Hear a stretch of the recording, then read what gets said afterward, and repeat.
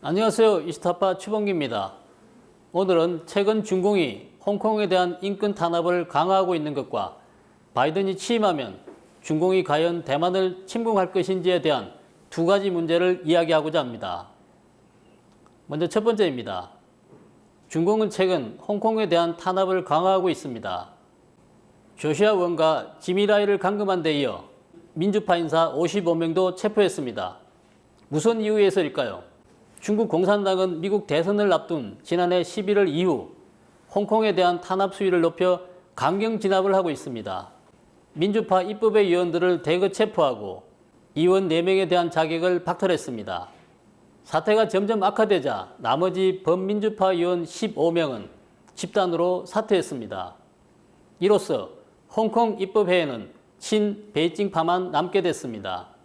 중국과 홍콩 정부는 지난해 12월 초 조시아 웡, 아그네스 차우 등 젊은 학생 지도자들을 다시 체포하고 중형을 선고했습니다.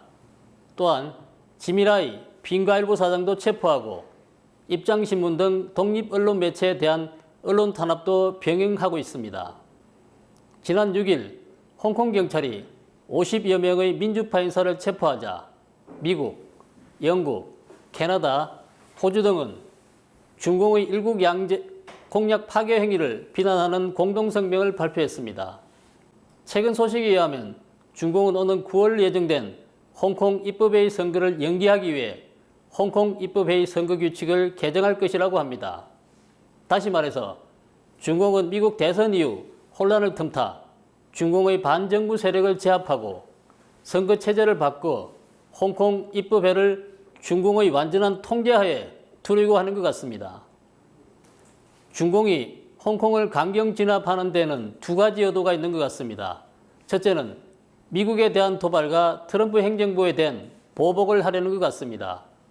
트럼프 행정부 관리들은 지난 1년간 홍콩 문제에 대해 중공을 계속 비판하면서 중공과 홍콩 정부를 상대로 여러 가지 제재를 가했습니다. 또한 미 의회는 홍콩 인권 민주주의 법안 등을 통과시켜 중공과 홍콩 정부를 압박했습니다. 중공은 이번 대선 결과가 트럼프에게 불리하게 진행되자 이를 틈타 홍콩을 무자비하게 탄압하고 있습니다. 둘째는 홍콩을 압박해 바이든의 반응을 보려는 것 같습니다. 바이든의 아들은 중공으로부터 거액의 자금을 받은 것으로 알려져 있습니다. 이 때문에 바이든은 중공의 요구사항을 거절할 수 없을 것으로 보는 사람들이 많습니다. 바이든이 의회로부터 대통령, 당선인 인정을 받기 전까지는 큰 영향력이 없겠지만 그가 대통령이 되면 상황은 달라질 것입니다. 바이든이 세계 최강인 미국의 대통령에 취임하면 그가 쓸 수 있는 정치, 외교, 군사적 카드가 많아질 것입니다. 그래서 중공이 의도적으로 홍콩에 대한 탄압 강도를 높여 바이든 측의 반응을 떠보려는 것이 아닐까요?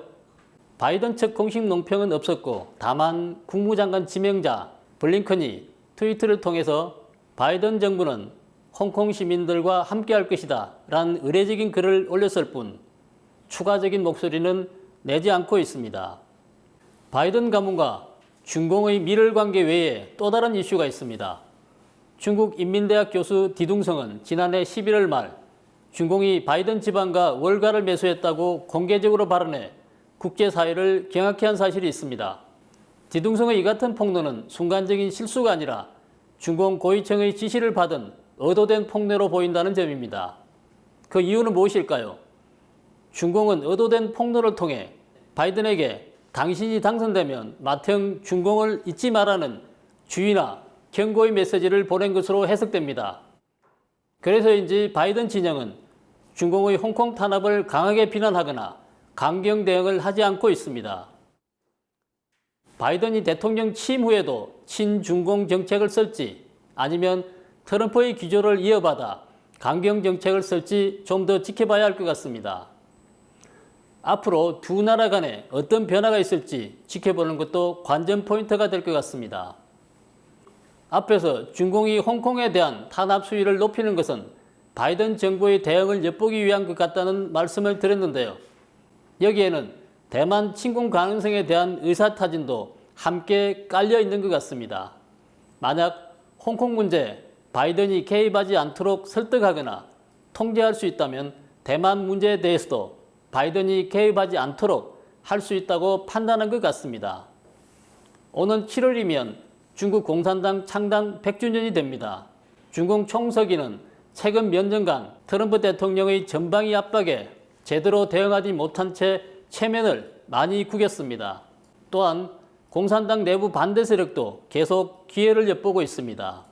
그는 홍콩과 대만을 흡수하여 하나의 통일 중국 가업을 완성하고 중국 공산당 창단 100주년을 맞이하여 자신의 체면과 권위를 되찾아오려는 의도였던 것 같습니다.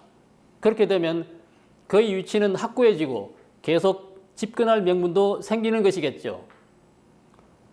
만약 중공이 홍콩, 대만, 남중국해를 침공할 때 바이든이 침묵하거나 소극적으로 대응할 경우 자신에게 기회가 있을지 모른다고 생각할 수 있습니다.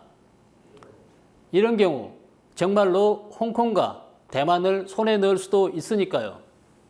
따라서 대만은 바이든이 취임하기에 앞서 미중 관계를 더욱더 세밀하게 분석하고 관찰하는 동시에 중공군의 침략도 대비해야 한다고 생각합니다. 그러나 중공은 결국 대만을 차지하지 못할 것 같습니다.